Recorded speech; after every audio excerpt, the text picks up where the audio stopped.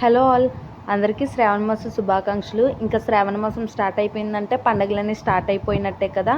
అది శ్రావణ మాసం first week ముందు రోజు నైట్ అనమాట. మా అబ్బాయికి ఫుల్ ఫీవర్ ఉంది, అయినా కూడా ఆడుతూనే ఉన్నాడు.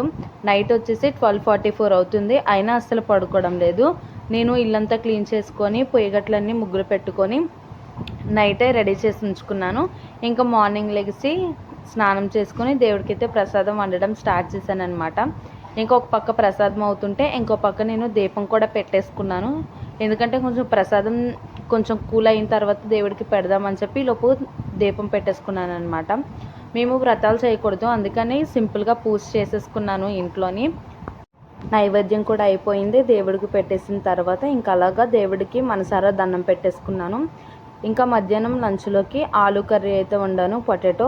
అండ్ తర్వాత మా అబ్బాయి బ్రేక్ఫాస్ట్లోకి పపాయ ప్యూరీ అయితే పెట్టాను. తర్వాత రైస్ పెట్టేసి మా అబ్బాయికి ప్రసాదం తినమని బౌల్తో ఇస్తే వాళ్ళ డాడీ వచ్చారని చెప్పి వాళ్ళ డాడీకి అయితే మంచిగా తినిపిస్తున్నాడు అనమాట.